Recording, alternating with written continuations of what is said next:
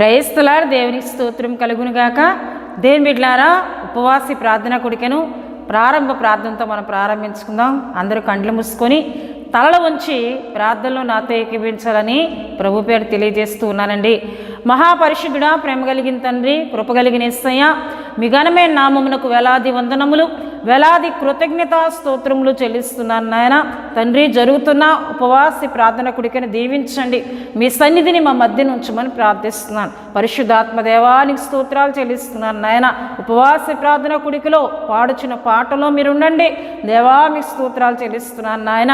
అలాగే మీ సేవకురాలు నేను ప్రభాని మాటలు వివరిస్తుంటుండగా, మీ మాటలు నాయన ప్రభా ఇగో నన్ను ప్రజలకు తెలియజేస్తుంటుండగా తండ్రి, మీ ఆత్మచేత నన్ను నడిపించమని ప్రార్థిస్తున్నాను. మీరు నా నోటికి తోడుగా ఉండండి అయా. ప్రతి మాట వింటున్న వారందరికీ మేలు కలుగునట్లు, ఆశీర్వాదం కలుగునట్లు, విశ్వాసంలో బలపరచబడినట్లు మీరు మాట్లాడమని ప్రార్థిస్తున్నాను. చేస్తున్న ప్రార్థన విజ్ఞాపనలో మీరు తోడుగా ఉండండి. ఉపవాస ప్రార్థన కుడికలో ఎంతమంది అయితే అయ్యా నాతో ఏకీభించి ప్రార్థిస్తున్నారో వారందరి పక్షంగా మీ గొప్ప కార్యములను జరిగించి మీ నామానికే మహిమ తెచ్చుకోమని యేసు నామములో అడుగుచున్నాం తండ్రి, ఆమేన్.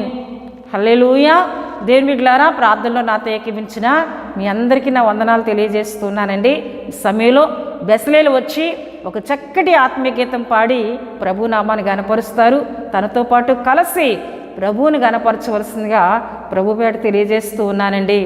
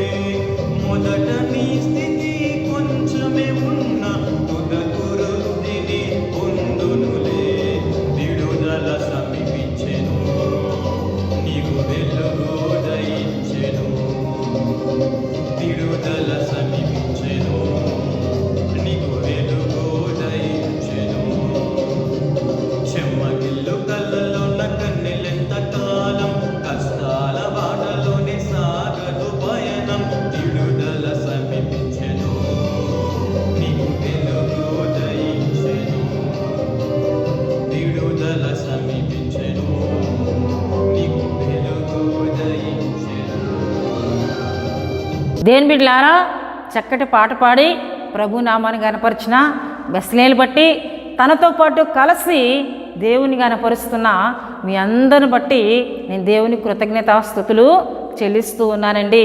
హల్లెలూయా, హల్లెలూయా. దేవుని బిడ్డలారా, దేవుని సన్నిధిలో ఆయనను పాడి మహిమపరచుట, ఆయన స్తుతించడం ద్వారా ఆయనతో పాటు మనం ఆనందించేవారం అవుతాం. ఆయన సన్నిధులను దీవులను మనం పొందుకుంటాం. హల్లెలూయా. దేవుని బిడ్డలారా, ఉపవాస ప్రార్థన కూడికలో ఈ దినం మన వాక్య ధ్యానాంశంలోనికి మనం వెళ్ళిపోదాం. దేవుడు మనందరితో మాట్లాడుతున్నప్పుడు ప్రతి ఒక్కరూ శ్రద్ధగా వినాలని, ఆసక్తితో వినాలని ప్రభుపేట తెలియజేస్తూ ఉన్నానండి. దేవుని బిడ్డలారా, ఈ భయంకరమైన దినాల్లో, ఈ దుర్దినాల్లో దేవుని వాక్యం మాత్రమే మనకు ధైర్యాన్ని కలుగజేసేది. దేవుని వాక్యం మాత్రమే మనకి నెమ్మదిని కలుగజేసేది. గనుక ఆయన మనతో మాట్లాడుతున్నప్పుడు ఎవరైతే శ్రద్ధగా ఆసక్తితో దేవా నాతో మాట్లాడు, ఈ దినం ఉపవాస ప్రార్థన కూడికలో నువ్వు నాతో ఏం మాట్లాడినై ఉన్నావో మాట్లాడు అని నువ్వు ప్రార్థన చేసినట్లయితే నీతో దేవుడు మాట్లాడడానికి ఆయన ఇష్టపడుతూ ఉన్నారు. హల్లెలూయా, హల్లెలూయా.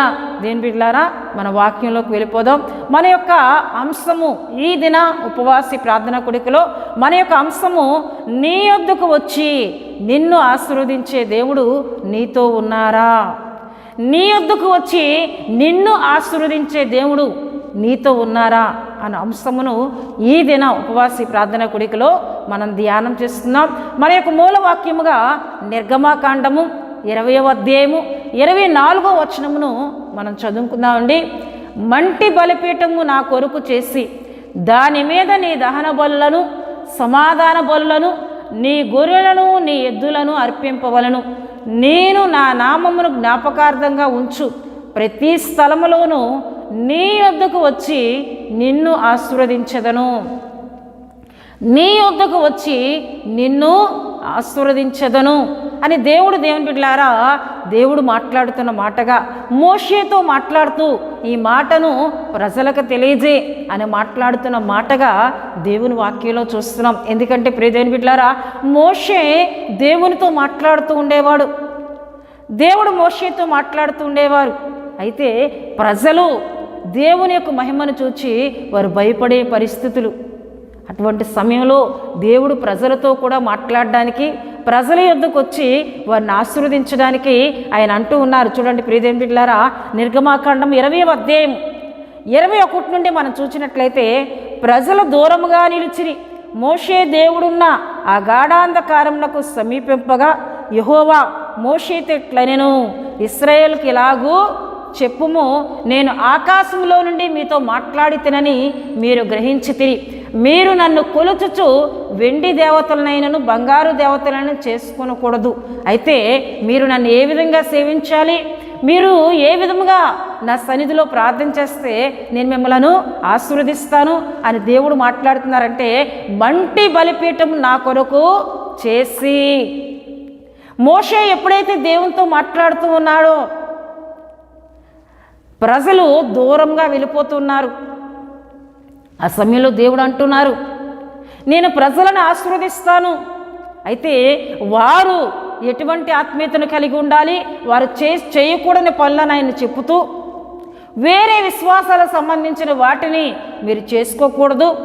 అయితే మీరు ఏం చేయాలి, ఏ విధంగా నాతో మీరు మాట్లాడాలి, ఏ విధంగా మీరు నాతో మాట్లాడితే నేను మిమ్మల్ని ఆశీర్వదిస్తాను అని దేవుడు ఇక్కడ మాట్లాడుతూ ఉన్నారు. దేవుని బిడ్డలారా, మంటి బలిపీఠమును నా కొరకు చేసి. మంటితో ఒక బలిపీఠం మీరు కట్టాలి. ఆ కట్టిన బలిపీఠం మీద మీరు మీ దహన బలులను, సమాధాన బలులను మీరు అర్పించాలి అని దేవుడు మాట్లాడుతున్నారు. దేవుని బిడ్డలారా, హల్లెలూయా, హల్లెలూయా. బలిపీఠము అనగా దేవుని కలుసుకునే స్థలము. బలిపీఠం అనగా దేవుని సమీపించే స్థలము. బలిపీఠం అనగా దేవునితో మాట్లాడే స్థలము, దేవుడు మనతో మాట్లాడే స్థలము బలిపీఠం. ప్రియదేవుని బిడ్డలారా, ఆది కాండములో మనం చూసినట్లయితే నోవాహు బలిపీఠం కట్టాడు, అబ్రహాం బలిపీఠంను కట్టాడు, ఇస్సాకు బలిపీఠం కట్టాడు, యాకోబు బలిపీఠం కట్టి దేవునితో వారు మాట్లాడారు, దేవునికి వారు మొక్కుబడులను వారు చెల్లించారు. దేవుని బిడ్డలారా, బలిపీఠం అనగా ప్రార్థనా స్థలము, దేవుని కలుసుకునే స్థలము. హల్లెలూయా. నోవాహు దేవుని బిడ్డలారా, దేవుడు జలప్రలయము గతించిపోయిన తర్వాత, జలప్రలయం అయిపోయిన తర్వాత ఓడలో నుండి బయటికి వచ్చిన వెంటనే నోవాహు బలిపీఠము కట్టి పవిత్ర జంతువులన్నిటిలో నుండి దేవునికి బలి అర్పించినట్లు, దేవుని కృతజ్ఞతను తెలియజేసినట్లు ప్రియదేవుని బిడ్డలారా ఆదికాండము 8వ అధ్యాయము 20వ వచనంలో మనం చూస్తాం. హల్లెలూయా, హల్లెలూయా. అంటే వారు కృతజ్ఞతను తెలియజేసేది కూడా బలిపీఠము యొద్ద, వారు దేవుని మహిమపరిచేది బలిపీఠము యొద్ద. దేవుని బిడ్డలారా, వీరు బలిపీఠములు కడుతూ, అబ్రహాము కూడా యెహోవాకు బలిపీఠము కట్టి అక్కడ యెహోవా పేరట ప్రార్థన చేసెను అని ఆదికాండం చాలా స్థలాల్లో మనం చూస్తూ ఉంటాం. దేవుడు తనతో మాట్లాడినప్పుడల్లా అక్కడ ఒక బలిపీఠం కట్టి అక్కడ యెహోవా నామం పేరట అబ్రహాము ప్రార్థన చేస్తూ ఉండేవాడండి. అయితే ఇప్పుడు ధర్మశాస్త్రం వచ్చిన తర్వాత దేవుడు అంటున్నారు, ఒక ప్రత్యేకమైన బలిపీఠమును దేవుడు తన పరిశుద్ధ స్థలంలో ఆయన ఏర్పరిచినప్పటికీ ఇక్కడ ప్రజలతో దేవుడు అంటున్నారు, మీరు మంటి బలిపీఠం మీరు నా కొరకు కట్టాలి. మంటి బలిపీఠం మీరు కట్టి అక్కడ మీ దహన బలులను, మీ సమాధాన బలులను మీరు అర్పించాలి. హల్లెలూయా, హల్లెలూయా. దేవుని బిడ్డలారా, మంటి బలిపీఠమును కట్టమన్నప్పుడు వారు అట్టి రీతిగా చేసి దేవునితో మాట్లాడేవారు. ప్రియదేవుని బిడ్డలారా, హల్లెలూయా. మోషే బల్టి బలిపీఠం కట్టి అక్కడ ప్రజలు తెచ్చే దహన బలులను, సమాధాన బలులను అహరోను వారి పక్షంగా అర్పించేటట్లు దేవుని వాక్యంలో మనం చూస్తాం, అర్పించినట్లు చూస్తూ ఉంటాం. దేవుని బిడ్డలారా, హల్లెలూయా, హల్లెలూయా. దేవుని బిడ్డలారా, మంటి బలిపీఠం అని ఇక్కడ మనం చూస్తున్నాం. అయితే ఇప్పుడు మనం బలిపీఠములు కట్టలేము కదా, ఇప్పుడు మనం బలులు అర్పించవలసిన అవసరత లేదు కదా. మన కొరకు పస్కా బలిగా యేసుక్రీస్తు ప్రభువారే మన కొరకు ఆయన ప్రాణాన్ని పెట్టారు కదా. ఆయన బలి అయి మన పాపములను ఆయన క్షమించారు. ఇక మనం బలిపీఠములు కట్టే అవసరత లేదు అని చాలామంది అనుకుంటూ ఉంటారు. అయితే ప్రియదేవుని బిడ్డలారా, మనము కట్టవలసినది ఏంటంటే ప్రార్థన అనే బలిపీఠం. ఏం కట్టాలండి? ప్రార్థన అనే బలిపీఠమును మనం కట్టాలి. ఒక ప్రత్యేకమైన స్థలమును మన గృహాల్లో మనం ఏర్పరచుకోవాలి.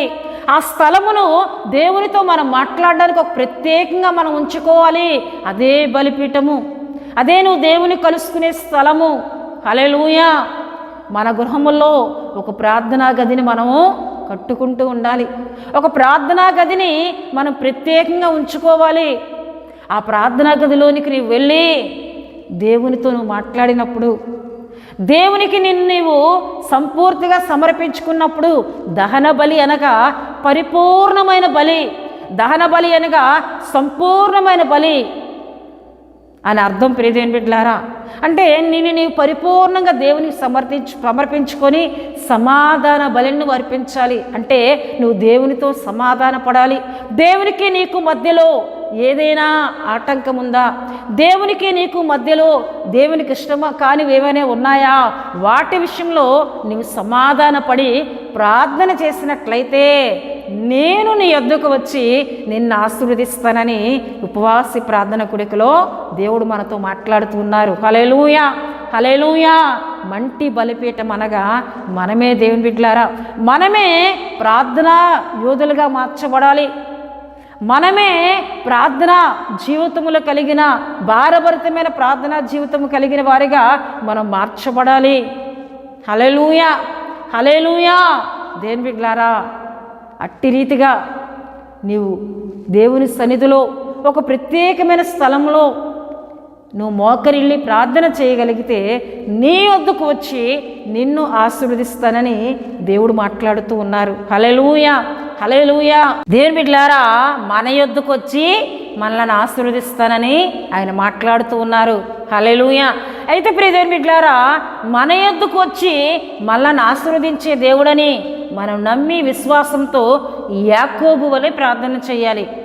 యాకోబు ఒక దినాన్ని ప్రియ దేవుని బిడ్డలారా తన అన్న తను ఎదుర్కోవడానికి వస్తూ ఉన్నాడని, యాకోబు తన కుటుంబం అంతటితో తన మామయ్య అయిన ఇంటి నుండి ఆయన బయలుదేరి తన స్వదేశమునకు వస్తూ ఉన్నప్పుడు యాసావు తన తమ్ముణ్ణి ఎదుర్కోవడానికి వస్తూ ఉన్నాడు. అయితే యాకోబుని ఏమండి వెళ్తూ ఉన్నప్పుడు, యాకోబు తన తండ్రి ఇంటి నుండి వెళ్తూ ఉన్నప్పుడు యాసావు యాకోబు మీద పగబట్టాడు. యాకోబుని చంపాలని ప్రయత్నం కూడా చేయబోయాడు. దీని విషయమై భయముతో రిబకా ఇస్సాకు లాబాను యొద్దకు పంపివేసినట్లు దేవుని వాక్యాల్లో మనం చూస్తాం. అయితే ఇలా కొన్ని సంవత్సరాలు గడిచిపోయిన తర్వాత యాకోబు మరలా దేవుడు వెళ్ళమన్నప్పుడు తిరిగి వస్తూ ఉన్నప్పుడు యాసావు తమ్ముడిని ఎదుర్కోవడానికి వస్తూ ఉన్నాడు. అయితే యాకోబులో తన అన్న తను చంపేస్తాడు. ఎందుకంటే చంపాలన్న ఆలోచన కలిగి ఉన్నాడు కదా, నేను వెళ్ళిపోయినప్పుడు ఇప్పుడు నా అన్న నన్ను చంపివేస్తాడనే భయముతో యాకోబు ఏమండి ఎబ్బేకు అని ఒక రేవు దగ్గర ఆగిపోయి కొంతమందిని ముందుకు పంపివేసి ఒక్కడ మాత్రమే అక్కడ నిలిచిపోయి ప్రార్థన చేస్తూ ఉన్నాడు. దేవుని బిడ్డలారా, అయ్యా నా అన్న చేతిలోంచి నన్ను కాపాడు, ఒకవేళ నా అన్న వచ్చి నన్ను నా కుటుంబాన్ని చంపివేస్తాడేమో, అయితే నీవు అన్నావు కదా అని దేవుని వాగ్దానం పట్టుకొని ప్రార్థన చేస్తున్నాడు. చూడండి ప్రియ దేవుని బిడ్డలారా, ఆదికాండము 32వ అధ్యాయము 9 నుండి మనం చదివినట్లయితే, అప్పుడు యాకోబు నా తండ్రి అయిన అబ్రహాము దేవా, నా తండ్రి అయిన ఇస్సాకు దేవా, నీ దేశమునకు నీ బంధువుల యొద్దకు తిరిగి వెళ్ళము, నీకు మేలు చేసదని నాతో చెప్పిన యెహోవా, నీవు నీ సేవకునికి చేసిన సమస్త ఉపకారములకును సమస్త సత్యమునకును అపాత్రుడను, ఎట్లనగా నా చేతికరతో మాత్రమే యోర్దాను దాటి తిని, ఇప్పుడు నేను 2 గుంపులైతిని. నా సహోదరుడిని యాసావు చేతిలో నుండి దయచేసి నన్ను తప్పించుము, అతడు వచ్చి పిల్లలతోనూ తల్లిని నన్ను చంపునేమో అని అతనికి భయపడుచున్నాను. నేను నీకు తోడై నిశ్చయముగా మేలు చేయొచ్చు, విస్తారమగుట వలన లెక్కింపలేని సముద్రపు ఇసుక వలె నీ సంతానమును విస్తరింపజేయుదునని సెలవిచ్చితివే. నేను వెళ్తూ ఉన్నప్పుడు ఒక రాత్రి యందు నువ్వు నాకు దర్శనమిచ్చి నాతో మాట్లాడేవు కదా, నీ సంతానమును విస్తరింపజేసేదనని, సముద్రపు ఇసుక వలె నీ సంతానం విస్తరింపజేస్తానని, నీవు వెళ్ళు, నీకు నేను తోడుగా ఉన్నాను, నీకు మేలు చేస్తానని నువ్వు చెప్పావు కదా. అట్టి రీతిగా నేను క్షేమంగా వెళ్ళాను, మరలా నేను తిరిగి వస్తూ ఉన్నాను. ఒకవేళ నా అన్న నా వద్దకు వచ్చి నా కుటుంబం అంతటిని చంపివేస్తాడేమో అని నేను భయపడుతున్నానయ్యా. నిజంగా ప్రార్థన చేస్తున్నాడండి. తన భయమును దేవునికి తెలియజేస్తూ ఉన్నాడు. యథార్థంగా ప్రార్థన చేస్తున్నాడు యాకోబు. భయమును లోపలుంచుకొని పైకి నటిస్తూ ప్రార్థన చేయలేదు. అయ్యా నాకు భయము కలుగుతుంది, అయ్యా నేను భయపడుతూ ఉన్నాను, ఇన్ని ఉపకారాలు నా విషయంలో చేసావు, ఇంతవరకు నాకు వివాహం చేసావు, నాకు బిడ్డలను ఇచ్చావు, నన్ను ఆశీర్వదించావు, నన్ను తిరిగి తీసుకొని వస్తూ ఉన్నావు, ఇప్పుడు నా అన్న విషయంలో నేను భయపడుతున్నానయ్యా. నీవైతే అన్నావు నీ సంతానమును సముద్రపు ఇసుకరేణువులలో విస్తరింపజేస్తానని, ఇప్పుడు నా సంతానము నీవే కాపాడాలి, ఇప్పుడు నా కుటుంబాన్ని నీవే కాపాడాలి అని యాకోబు దేవుని యొద్ద తన్ను తాను దేవునికి అప్పగించుకొని దేవునితో సమాధాన పడుతూ ప్రార్థన చేస్తూ ఉన్నాడు. దేవుని బిడ్డలారా, ప్రార్థన చేస్తూ రాత్రి అయినప్పుడు ఒక్కడే మిగిలిపోయి, దేవుని బిడ్డలారా 22 నుండి మనం చదివినట్లయితే పెనుగులాడడం ప్రారంభించాడు. దేవునితో పెనుగులాడడం ప్రారంభించాడు. అయ్యా ఈ రాత్రంతా నీతో నేను మాట్లాడుతున్నాను, నీవే నాకు సహాయం చేయాలి అని ఆ రాత్రి అంతా కూడా దేవునితో మాట్లాడుతున్నప్పుడు దేవుడు ఒక నరుని వలె ఆయన వద్దకు వచ్చినప్పుడు ఆయన్ని పట్టుకొని ఆయన వదలక దేవుని బిడ్డలారా ప్రార్థిస్తూనే ఉన్నాడు, అడుగుతూనే ఉన్నాడు, నాన్న చేతిలోంచి నన్ను కాపాడు అని. తెల్లవారుచున్నప్పుడు ఇక నన్ను విడిచిపెట్టు, నేను వెళ్ళిపోవాలని ఆయన మాట్లాడినప్పుడు, నీవు నన్ను ఆశీర్వదిస్తేనే కానీ నేను నిన్ను పోనివ్వను అన్నప్పుడు ఆయన దేవుడు అంటున్నారు యాకోబుతో, నీ పేరేమిటి? నా పేరు యాకోబు, ఇక మీదట నీ పేరు యాకోబు అనబడదు, ఇశ్రాయేలు. ఎందుకంటే నీవు మనుషులతోనూ దేవునితోనూ పోరాడి నువ్వు గెలిచితివి గనక ఇక మీదట నీ పేరు ఇశ్రాయేలు అనబడునని అక్కడ యాకోబు యొక్క పేరును ఆయన మార్చి అక్కడ యాకోబును దేవుడు ఆశీర్వదించి ఆయన వెళ్ళిపోయినట్లు దేవుని వాక్యంలో మనం చూస్తున్నాం. అంటే ప్రార్థించే స్థలమునకు ఎవరు వచ్చారండి?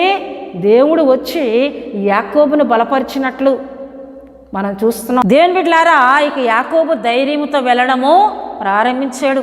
తన ప్రయాణాన్ని కొనసాగిస్తున్నప్పుడు యాసావు తను ఎదుర్కొని వచ్చినట్లు దేవుని వాక్యాల్లో చూస్తున్నాం. ఆదికాండం 33:4 మనం చూసినట్లయితే అప్పుడు యాసావు అతన్ని ఎదుర్కొని పరిగెత్తి అతన్ని కౌగిలించుకొని అతని మెడ మీద పడి ముద్దు పెట్టుకొనును. వారిద్దరూ కన్నీళ్లు విడిచిరి. యాసావు కన్నులెత్తి ఆ స్త్రీలను పిల్లలను చూచి వీరు నీకేమి కావాలని అడిగినందుకు అతడు వీరు దేవుడు నీ సేవకునికి దయచేసిన పిల్లలే అని చెప్పెను. అప్పుడు యాసావు ఆ దాసీలను వారి పిల్లలను దగ్గరకు వచ్చి సాగిలపడిరి. హల్లెలూయా, హల్లెలూయా. పగతో ఉన్న యాసావు ప్రేమగా మారిపోయినట్లు దేవుడు మార్చివేశాడు. దేవుని బిడ్డలారా, యాసావు వచ్చి వారందరినీ చూచి కన్నీళ్లు విడిచి వారి విషయమే ఎంతో సంతోషపడినట్లు సమాధానపడినట్లు దేవుని వాక్యంలో మనం చూస్తున్నాం. హల్లెలూయా. దేవుని బిడ్డలారా, యాకోబు ప్రార్థన దేవునితో మాట్లాడడం ఇంతటి కార్యాన్ని జరిగించిందండి. ప్రార్థన సమాధానపరుస్తుంది, ప్రార్థన ప్రేమను కలుగు చేస్తుంది, ప్రార్థన పగను చల్లారుస్తుంది. హల్లెలూయా. ఇక్కడ యాకోబు మీద ఉన్న పగ, యాకోబు మీద ఉన్న కోపము యాసావు హృదయంలో చల్లారిపోయింది. హల్లెలూయా. అటువంటి గొప్ప కార్యమును ఎవరు చేశారండి? దేవుడు చేసినట్లు దేవుని వాక్యంలో మనం చూస్తున్నాం. ఇది ప్రార్థన వల్లే సాధ్యమండి. యాకోబు దేవునితో మాట్లాడాడు, ఒక స్థలమును ఏర్పరచుకొని ఆ స్థలమునకు దేవుడు వచ్చి యాసావును ఆశీర్వదించినట్లు మనం చూస్తున్నాం. హల్లెలూయా. మన అంశం చెప్పుకున్నాం కదా దేవుని బిడ్డలారా, నీ యొద్దకు వచ్చి నిన్ను ఆశీర్వదించే దేవుడు నీతో ఉన్నారా? నీతో ఆయన ఉన్నట్లయితే నువ్వు ఎక్కడ ప్రార్థన చేస్తావో ఆ స్థలమునకు వచ్చి ఆయన నిన్ను ఆశీర్వదిస్తారు, నీ అక్కర్ను దేవుడు తీరుస్తారు. హల్లెలూయా. యాకోబు నట్టి రీతిగా దేవుడు సహాయకుడిగా నిలిచి అక్కడ సమాధానకరమైన పరిస్థితులు ఆయన కలుగు చేస్తున్నట్లు దేవుని వాక్యంలో మనం చూస్తున్నామండి. హల్లెలూయా. రెండవదిగా మనం చూసినట్లయితే ప్రియ దేవుని బిడ్డలారా, ఏలియా పడపోయిన బలిపీఠమును బాగు చేసి ప్రార్థన చేసినప్పుడు దేవుడు అక్కడ గొప్ప అద్భుతము చేసినట్లు దేవుని వాక్యంలో మనం చూస్తాం. పడదోయబడిన బలిపీఠమును ఏలియా బాగు చేసి అక్కడ దేవునికి ప్రార్థన చేసినప్పుడు ఇశ్రాయేలు గోత్రములు లెక్క చొప్పున 12 రాళ్లను తీసుకొని వచ్చి వాటితో బలిపీఠం అక్కడ కట్టి దేవుని యొద్ద ప్రార్థన చేసినప్పుడు దేవుడు ఆకాశం నుంచి అగ్నిని కురిపించినట్లు దేవుని వాక్యంలో మనం చూస్తాం. హల్లెలూయా, హల్లెలూయా. దేవుని బిడ్డలారా, పడదోయబడిన బలిపీఠము అని దేవుని బిడ్డలారా, రాజులు 1 గ్రంథము 18వ అధ్యాయము 30 నుండి మనం చదివినట్లయితే, అప్పుడు ఏలియా నా దగ్గరకు రండని జనులతో చెప్పగా జనులందరూ అతని దగ్గరికి వచ్చిరి. అతడు కింద పడదోయబడి ఉన్న యెహోవా బలిపీఠమును బాగు చేసి. దేని బిడ్డలారా, ఇశ్రాయేలుకి అప్పుడుకి ఇశ్రాయేలు రాజుగా ఆహాబు యెజెబెలు పాలిస్తూ ఉన్నారు. వీరు దేవుని బిడ్డలారా యెహోవా బలిపీఠములను పడదోశారు. వీరు యెహోవాకు బలులు అర్పించడానికి వీలు లేదని జనులందరినీ కూడా యెజెబెలు విశ్వాస సంబంధించిన బలిపీఠమును కట్టి వాటికి మాత్రమే జనులు బలు అర్పించాలని యెజెబెలు ఆహాబు జనులందరినీ కూడా ఒక అక్రమమైన అవిశ్వాసంలోనికి నడిపించి వేశారు దేవుని బిడ్డలారా. అయితే ఏలియా అక్కడ పడదోయబడిన బలిపీఠమును బాగు చేసినట్లు దేవుని వాక్యంలో చూస్తున్నాం. చాలామంది ప్రజలు అవిశ్వాసంలోనికి వెళ్ళిపోయి ఇప్పుడు ప్రియమైన బిడ్డలారా ఏమండి ఏలియాతో ఒక సవాల్ విసురుతున్నారు. మేము మా దేవుని పేరట ప్రార్థన చేస్తాము, నీవు నీ దేవుని పేరట ప్రార్థించే. ఏ దేవుడైతే ఆకాశం నుండి అగ్నిని పంపివేస్తారో ఆయనకే మనం మొక్కాలని ఒక శాసనాన్ని అక్కడ ఏర్పరిచి వారందరూ కలిసి ఉదయం మొదలుకొని సాయంత్రం వరకు పెద్దగా కేకలు వేస్తూ ప్రార్థన చేశారు. వారి శరీరములను కోసుకుంటూ సైతం ప్రార్థన చేశారు. అయితే ఆకాశం నుండి ఏ అగ్ని కూడా కురిపింపబడలేదు. ఇక్కడ ఏలియా దేవుని బిడ్డలారా పడదోయబడిన వారు పడవేశారు బలిపీఠాన్ని. ఆ బలిపీఠమును తిరిగి మరలా బాగు చేసి 12 రాళ్లను ఇశ్రాయేలు గోత్రముల చొప్పున అక్కడ పెట్టి యెహోవాకు ప్రార్థన చేయడం ప్రారంభించాడు. దేవుని బిడ్డలారా ప్రార్థన చేస్తూ ఉన్నాడు.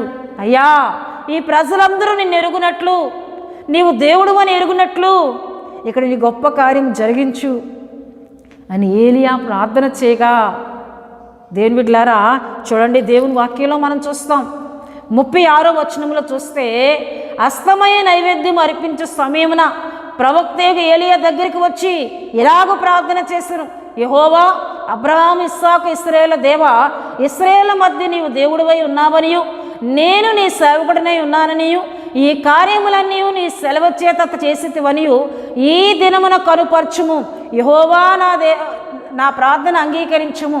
యెహోవా అయిన నీవే దేవుడివై ఉన్నావనియు నీవు వారి హృదయములను నీ తట్టునకు తిరగజేయుదువనియు ఈ జనులకు తెలియజేయునట్లుగా నా ప్రార్థన అంగీకరించుము.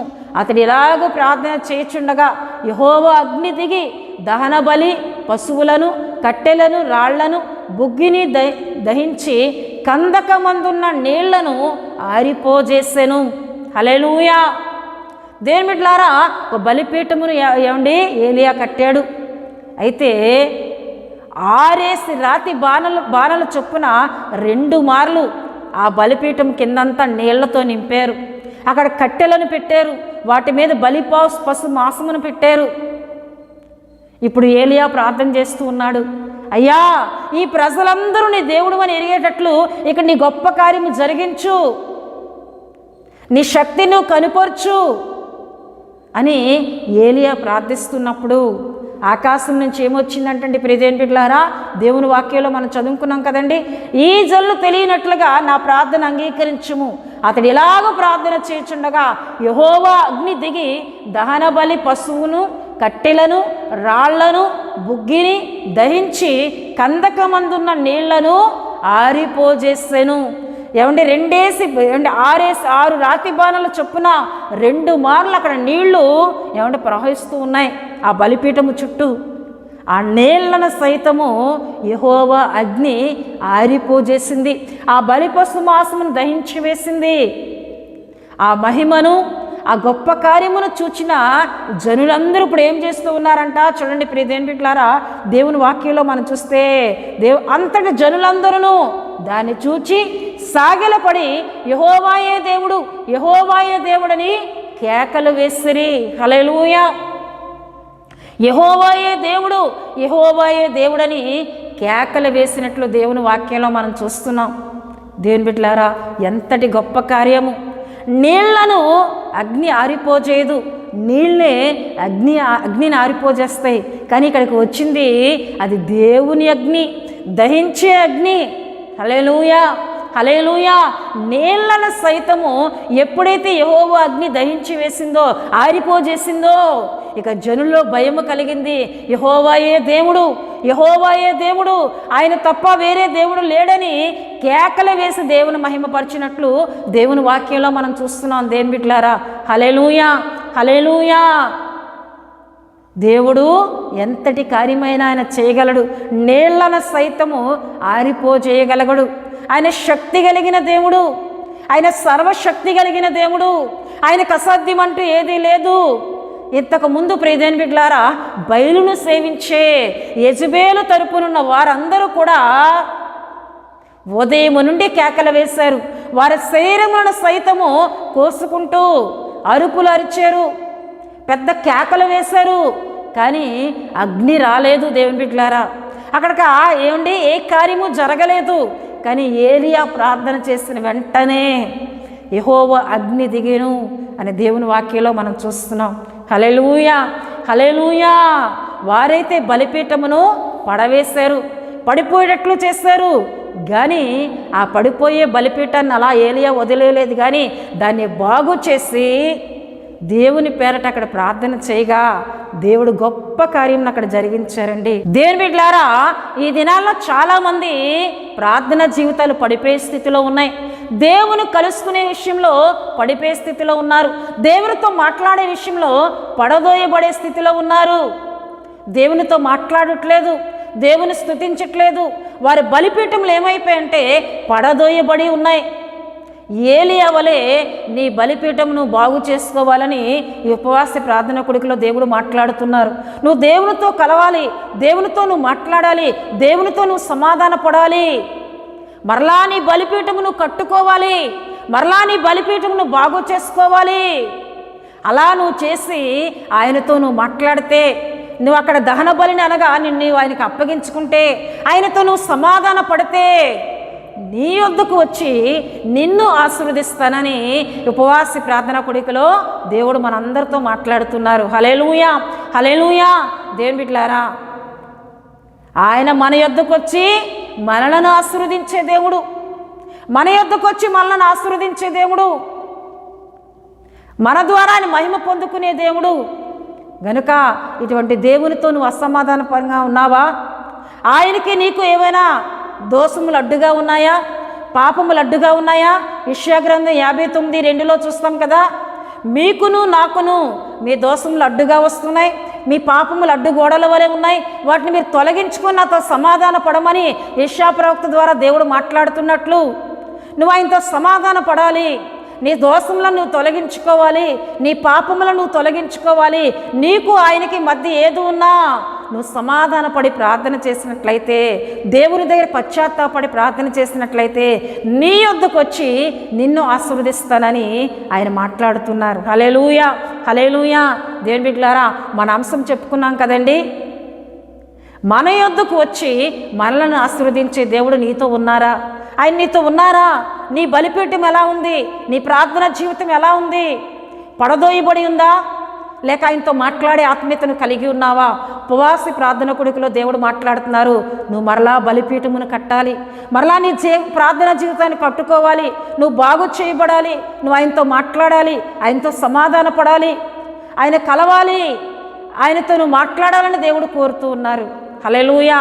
గనుక ఉపవాస ప్రార్థన కొడుకులో దేవుని బిడ్డలారా, దేవునితో మాట్లాడదాం, దేవునితో సహవాసం చేద్దాం. ఆయన మన యొద్దకు వచ్చి మళ్ళీ నన్ను ఆశీర్వదిస్తానంటున్నారు, నీ అక్కర్లు తీరుస్తానంటున్నారు, నీకు సహాయం అంటున్నారు. యాకోబుతో ఆయన మాట్లాడి ఆశీర్వదించినట్లు, ఏలియా ప్రార్థన చేయగా ఆకాశం నుండి అగ్నిని కురిపించినట్లు నీ అక్కర్లు తీరుస్తానని దేవుడు మాట్లాడుతున్నారు. నువ్వు ప్రార్థన చేయాలని దేవుడు మాట్లాడుతున్నారు. నేను ప్రార్థన ఆలకించేవాడని అంటున్నారు ఆయన. నువ్వు మొరపెడితే నేను నీకు ఉత్తరం ఇస్తానంటున్నారు. నువ్వు ఆయనతో మాట్లాడాలని నీ ప్రార్థన కొరకు ఆయన వేచి ఉన్నారు. దేవుని బిడ్డ, నువ్వు ఆయనతో మాట్లాడు, నీ ప్రార్థనా స్థలానికి వెళ్ళు, నువ్వు మోకరిల్లు, ఆయనతో సమాధాన పడు. కృంగిపోయి సమస్యలతో అనారోగ్యాలతో ఎంతకాలం పడదోయబడి ఉంటావు, ఎంతకాలం అవిశ్వాసంలో ఉంటావు, దాన్ని విడిచి నువ్వు ఆయన దగ్గరికి వెళ్ళి మాట్లాడితే నీ యొద్దకు వచ్చి నీ సమస్యలను నేను విడిపించి నీకు సహాయం చేస్తానని ఉపవాస ప్రార్థన కొడుకులు ఆయన మాట్లాడుతున్నారు. హల్లెలూయా. గనుక దేవుని బిడ్డలారా, ఆయనతో సమాధాన పడదాం, బలిపీఠములను బాగు చేసుకుందాం, ప్రార్థనా జీవితంలో ముందుకు వెళ్దాం. ఉపవాస ప్రార్థన కొడుకులో దేవుడు మాట్లాడిన ప్రతి మాటను మన హృదయాల్లో భద్రపరుచుకుందాం. ఈ మాటల ప్రకారం దేవునితో మాట్లాడి మరలా ప్రార్థన చేయడం ప్రారంభిద్దాం, మరలా ఆయనతో సహవాసం చేద్దాం. అటువంటి ఆత్మీయతలో దేవుడు మిమ్మల్ని అందరినీ నడిపించాలని ప్రభు సేవకురాలుగా కోరుతూ మీ అందరి కొరకు నేను ప్రార్థిస్తూ ఉన్నాను.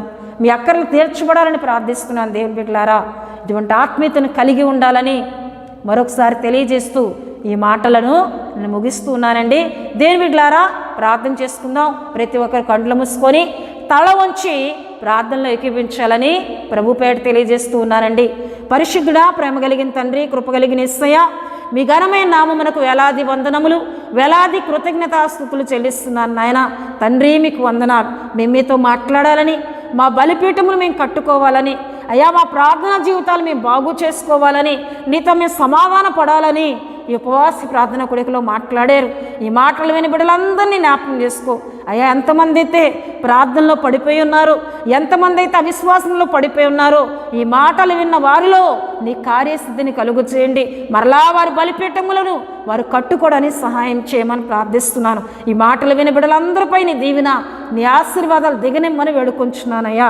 ప్రార్థనలో ఏకీభిస్తున్న వారిలో ఎవరైనా బలహీనులుగా ఉండినట్లయితే మీ గాయపడిన హస్తం ద్వారా వారి సర్వ శరీరంలో తాకమని ప్రార్థిస్తున్నాను.